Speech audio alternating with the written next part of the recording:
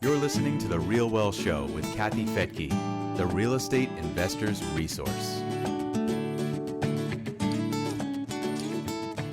On today's Real Well Show, we're going to peek behind the curtain to see the reality of buy and hold real estate investing, the good, the bad, and the ugly, and how when you stick with it, it really can turn out very well in the end. I'm Kathy Fedke, and welcome to the Real Well Show. Our guest today was feeling overworked on a treadmill. Even with an electrical engineering degree, he was having trouble keeping up with the very expensive San Francisco Bay Area, and he didn't see a way off of that treadmill. Then he listened to the Real Wealth Show and joined as a member at Real Wealth Network and started attending our live events. At that time, he pulled the trigger and bought 3 properties in Kansas City. And even though those first properties have come with their share of challenges, Brett is still on a mission to build his real estate portfolio. And so far, it's allowed him to quit his 2 side jobs. So Brent, welcome to the Real Wealth Show.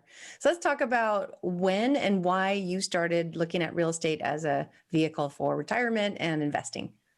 Right. Well, I was aware of you, Kathy. I had heard you on KSFO talking to one of the financial gurus maybe about 10 years ago or so. That was so long ago. Oh my gosh, that's funny. KSFO, yes. Right. So that kind of buzzed around in my head for a time. And so I was here in the Bay Area. I had graduated from Cal Poly San Luis Obispo in 2006, and we were quite fortunate, my wife and I, to land a house during the recession. So Wow.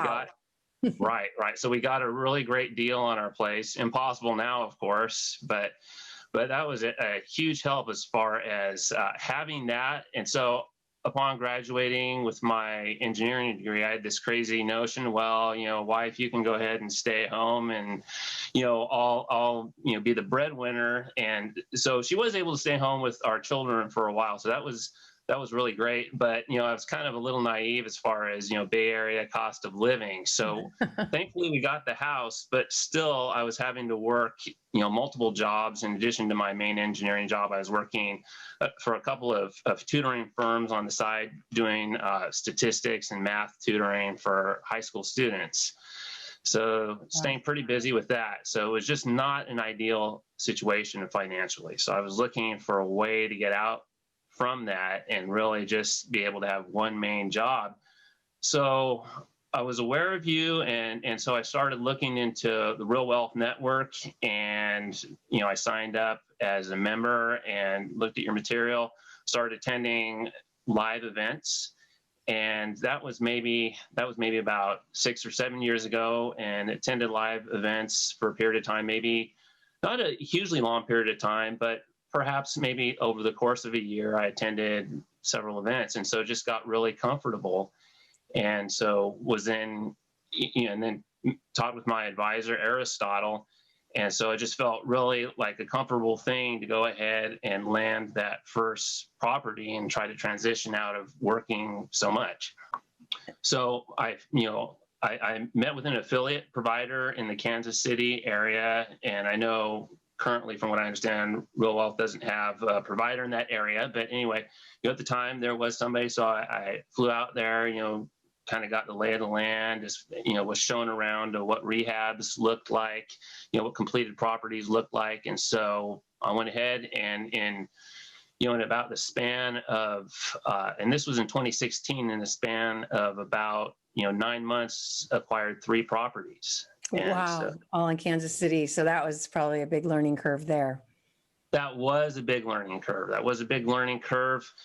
And so, I had stayed, of course, quite busy with my jobs, but I ended up making a transition with my main day job to another employer. And so I had some company stock.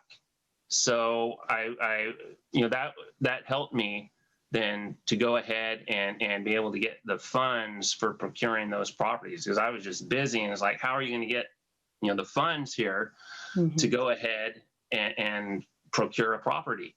So that kind of just helped, definitely made it possible for me to get those properties. So I know that's not for everybody, but I'll admit I had listened to some Keith Weinhold as well, and that kind of influenced me, where if you're in a rough situation and just go ahead and take the tax hit. So, I was young enough. I felt my risk tolerance was high enough that I was comfortable going ahead and, using those funds that were for company stock and going ahead and using those as down payments for my 3 properties in the Kansas City area. Yeah, and as you mentioned, we're not working in Kansas City anymore, and I think it's a great place. We just didn't have luck with property management there. We had difficulty with the older homes, and it was a tough market, even though there's a lot of growth there, at least for us. So I know that you experienced some of that. What's sort of the ugly side of real estate and investing out of state that people need to hear? Right. That's true. So that was a challenging market. I was definitely gung ho because I wanted so much to be able to quit my side jobs and, just have more time. And so, I grabbed those 3 properties, and unfortunately, one of them did get placed with a bad tenant. I can't recall. It might have been actually the second tenant on one of those. And she looked good on paper. I mean, she passed, the background check looked good. She had a job with Kansas City Medical Center even, but so that Kansas City affiliate actually had brought in, developed a property management company in-house. So I was with that property management company.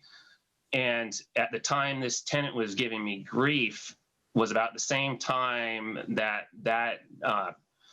property manager actually folded. So I wasn't aware. She had actually left town and left the bathtub faucet on at full blast. So I was gosh, I was faced with astronomical water and utility bills. And what about damage to the house? I was fortunate in that the rehab had been done well enough to where the tub didn't overflow, the piping was good. So so it's just a water loss. Oh my gosh, that would be a real crime. You get arrested for that in California. We can't waste water like that. Oh my gosh. You think she just forgot? I'm sorry? Do you think she just forgot to turn it off? Intentional? No, because let's say I had photos of some other parts of the house that definitely would indicate, no, there was, I think, some intention with that. And I don't know. Gosh. I mean, she didn't know me from Adam, but anyway, you're the greedy landlord, I guess. I don't know. I'm so sorry. So you had water bills, and sometimes in certain states there is a lesson there that if the tenant doesn't pay the water bill, it's stuck with the landlord, right? That's true. That's a good point. Right. Mm-hmm. So I was hit with all utilities, and then just, of course, an expensive make ready to prepare for the next tenant on that, and transition with the new property manager. So it was definitely an eye-opening experience. And this is good that we stress this here. It's not always going to be a smooth experience when you get, and this was early on for me. So, it was definitely kind of rough sailing for a bit of time there to get stable. Did you doubt yourself at that point? Like, oh my gosh, here, I thought this was going to be my answer. And instead it's just more stress, more headache. Well, to be honest with you, I didn't immediately quit my side jobs. So I was still really busy. And thankfully, I had the funds to deal with it. That's why it's so important to have your reserve funds. Yeah. So when when you're working with your lender and they want to see that, that's why you have reserve funds. So I just ate it. And of course, I undertook legal proceedings with her, but, nothing, we weren't able to track her. She just skipped town. So to me, it was just, I was just so busy. It's like, I'll just deal with that. I wasn't pleased about it, but I just kind of felt like it would work itself out over time. And I was willing to be patient because I had heard enough people say, real estate is not a quick get rich quick type of scheme. So that's a great attitude. That's a great attitude because, things do happen and the odds are eventually it does happen to you, but that is why the reserves are in place. If you've got, I recommend at least $5,000 set aside per property, or 6 months to 12 months of the rent set aside. And if you just have it in your head this is for times like this, so I don't have to worry about it. I'm not going to be upset about it. It's just part of the cost of doing business. We have that in our actual business. We have emergency funds and, a fund for legal in case that comes up. I mean, then when it comes up, you don't stress about it, right? Exactly. Right. Because I think the water alone, because of the tiered system, with the water, I think it was over $2,000 for the utility. Oh, gosh. Jeez. Well, how are those properties doing now? So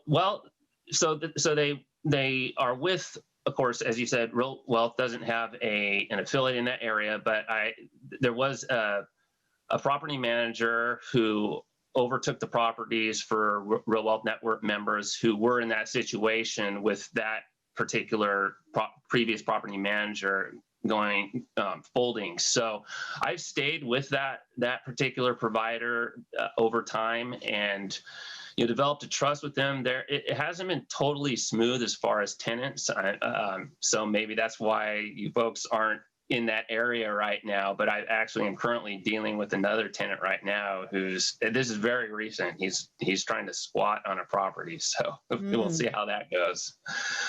Yeah. I mean, it's just, I know other people who have done really well in Kansas City, but we just have not. We tried probably 4 different providers and couldn't make it work, even though I think it's a great city. It's a growing city and there's a lot of positives, but yeah, well, I'm sorry that you're dealing with that. It could happen anywhere, but it does sometimes in situations like that, I just sell the house. It's like, this is just bad luck. I'm gonna go get something else.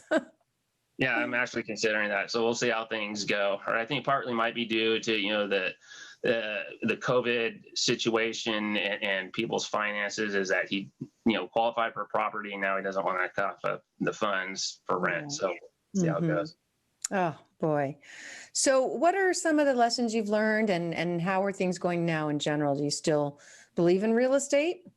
Absolutely. Right. Again, it's not a get rich quick scheme. I've seen it definitely, and I haven't quantized it. I mean, here I am an engineer, but I haven't quantized exactly, what I'm netting per month, but I've seen it improve my finances. And, even in a worst case scenario, you're still building wealth in the sense that you're making payments, or your tenant is making payments on a property, and over time you're going to own that property and you'll see rents go up over time. So there's still a benefit there. So that's definitely one thing I've learned is just be patient and be content. As far as how are things going now, I definitely believe in it. I've diversified. So I've got 2 properties in Indianapolis as well. And I am currently, as we speak, working on acquiring a 3rd. And so, in addition, I mentioned I spent some funds to acquire Downs, which I think for a lot of people might be kind of a challenge. People look at and think, how am I ever going to acquire, real estate? But the Downs are not huge, of course, relative to California real estate. So I was able, additionally, because we got our house here in the Bay Area, I was able to use a couple of cash out refis. I think both of those were for the Indianapolis properties. And now one of the properties I've had for about 3 years in Indianapolis. And so we are using the equity in that house now to tap in and acquire a 3rd property in Indianapolis. So it's kind of rewarding, because we got in, rates were higher at the time, interest rates were higher. We've seen them come down, and now we're going to cash in on the equity and acquire an additional property in Indianapolis. And that's been a much better market for me. It's been very smooth sailing. So I'm going to stay in Indianapolis for the time being and, keep adding on, 1 or maybe 2 properties this year, and we'll see how things go. Oh, great. What's your ultimate goal in terms of real estate? Right. Well, and in life. Right. Initially, it was simply to acquire the immediate need after meeting with Aristotle was simply to acquire 3 properties. We figured that would be enough for me to help, be able to quit the side jobs and, focus on the day job and then real estate on the side. So it's really a blessing to be able to go beyond that. At first I didn't have any hopes, and I was having trouble seeing how am I going to go beyond 3. But now we've been able to look, at other means of financing these properties is for the downs. And so we're continuing to go forward. So, I think I have other cash reserves or other equity in other properties that I can tap into as well. So I'm not eating up, cash on my end to try to fund the downs for these properties. So I'm just going to keep going, probably try to add maybe, 1 a year for the time being. And this will be 6 for me. And then I also structured my primary residence so that loan is all under my name. So I'll be at 7 then of the golden 10, as you call them, for the golden parachutes for my, real estate number. And then we'll probably try to focus on my wife and structure it that way. So we've definitely tried to adhere and listen to your advice, Kathy, for structuring our portfolio. And then, as well over time, I need to get their processes I need to get more efficient on, as far as probably work on developing, spreadsheets, keeping better track of things. And then, the legal end we're working on, and I got some paperwork I'm probably going to be doing this week for the, Real Wealth Network's recommended legal provider. So, just trying to, shore up, because I have had some bleeding with properties, just trying to shore up the bleeding as I go along and get more disciplined and more structured. What would more disciplined look like? Would your acquisition process be different? I think it's developing a better tracking program of costs. I mean, I have, my property manager does a good job of all of that, but as far as like the asset protection, I know there's a recommendation to have, separate possibly banking accounts for each property as you develop the LLCs. I haven't gone to that level of detail, so I need to work on that more. So it's just, just trying to have bulletproof, I guess, asset protection and be more disciplined, and I'm, kind of trying to develop this as I'm running along the way, because I've got, 3 children, family needs. And so it's definitely busy trying to fit all this stuff in. Yeah, I mean, everybody has different opinions on how much asset protection they need.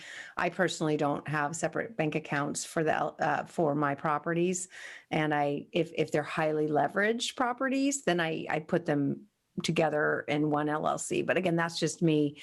I just figure there's not enough in them to that someone would try to go after properties that are highly leveraged, within one LLC. But again, that's a discussion you have with your attorney. And I love that you're looking at how can I run this more like a business?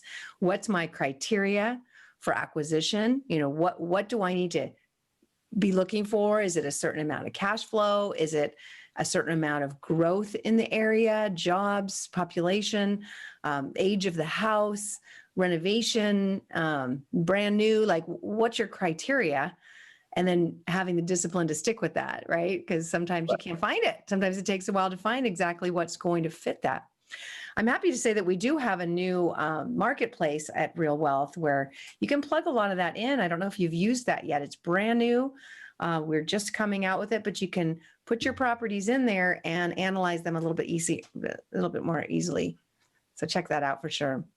Great. Good point. Right. And Rich and I got a bookkeeper finally, because it was just like so much detail in managing the properties once you get a lot of them. And it's nice because then he presents us with the spreadsheet and we can see how our properties are really doing. So I do recommend, if you're too busy, just get a bookkeeper.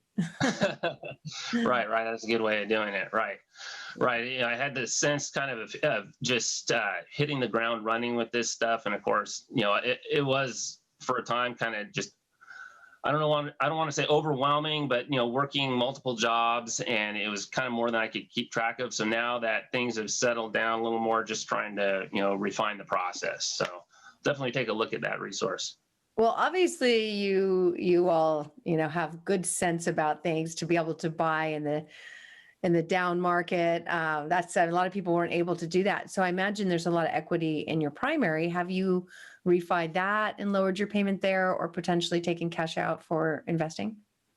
Right. We have. We've actually refinanced 2 or 3 times, and I don't remember. It's either 2 or 3 of our properties we are able to use the cash out refi proceeds and able to land those. So yes, definitely. Great. And we may do that again. Awesome. Yeah, I know, right? With the way prices have gone up. Have you noticed or even paid attention to whether the properties in Kansas City or Indianapolis have increased in value? Those tend to be markets that are linear. They don't tend to go up in value that much, but the last year has been phenomenal. So have you noticed any equity growth? Right, it has. So right now we're refinancing one of our properties in Indianapolis, and we're waiting to see the inspection report and and see what the appraisal and see what we get for that. So I do believe it's gone up, but we're just waiting to see on that. Pretty sure. And then we may look into the Kansas City market. And with that, I mentioned I've got a tenant that we're dealing with, a squatting tenant. So we may possibly try to sell that property. So I looked into those. Yeah, I'm pretty sure Indianapolis, because those are better quality properties, is going to higher relative versus Kansas City. Okay. And it seems like you're at the level, almost at least at the level of owning properties that potentially, if your wife did most of the managing of it and could show 750 hours spent kind of learning and managing her properties, she could qualify as a real estate professional if she's not working right now, and help offset the taxes you're paying. Right now, my youngest child is 8 years old, and so she's pretty busy with the children. She is working right now, so it's kind of, she's supportive of this, right? Yeah. So maybe eventually. Yeah. There's when a spouse doesn't have a W-2 job, then and they're able to show that they would spend more time on real estate, which again is 750 hours a year, then they can qualify as a real estate professional just from managing the properties, meaning taking over the bookkeeping and making sure the insurance is good and so forth. There's ways to document that. All right. Well, any other suggestions for new listeners or anybody who's thinking about getting started or investing? I mean, some of the things you said are pretty scary. Would you, again, I think you already said it, but what advice would you give to new investors? Right. Be patient and don't give up. I've seen, overall, I think it's a winning proposition, and I've seen things improve over time. And I think real estate is really good also in the sense, for employers as well, because what this has done for me is it's enabled me, now that I'm not having to work the side jobs, I'm more dedicated to my primary employer. And when you're able to do that, and I'm not looking to quit my day job anytime soon. So I think it a lot of times employers look, and have their 401k package and all of that. But I think what we do as real estate investors is actually really good for employees when you're still working a day job, because it just makes you, a better asset to that employer. Oh, that's a great point. And you kind of mentioned earlier too, you're feeling less stressed, because again, you're not having that second job. How would you say, on a scale of 1 to 10, you've been able to create real wealth, meaning having the time and money to live life on your own terms? Right. It was definitely, at a 1 or a 0 probably to begin with, where I was just being pulled by the necessities of life to have to work so much. And it's improved. I'm not, to the point where I'm just living off the funds of my investment properties, but I'd say it's probably up there to 7 or 8. It's definitely at the higher end of the scale. Oh my gosh, that's incredible. I love hearing that. All right, Brent. Well, thank you so much for joining me here on the Real Wealth Show and inspiring our audience and kind of showing what's behind the curtain. It's not always easy, but if you look over the long run, a $2,000 hit one day but maybe you made that much in appreciation or in tax benefits, and it's a long haul, and you got people paying off the debt for you. You're gonna look back, it'll just be a blip. Right. Thank you so much. And I appreciate, the advice and, mentoring you've given over time to those of us in the Real Wealth Network. Thank you, Kathy. Oh, thank you so much. Definitely. And thank you for joining me here on the Real Wealth Show.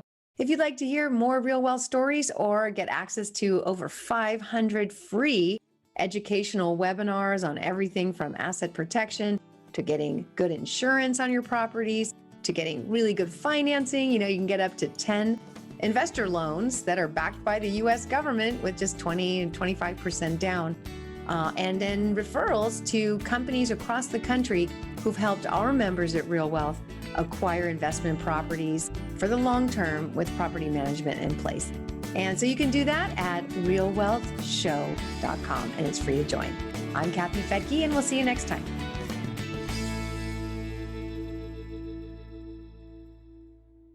The views and opinions expressed in this podcast are provided for informational purposes only and should not be construed as an offer to buy or sell any securities or to make or consider any investment or course of action. For more information, go to realwealthshow.com.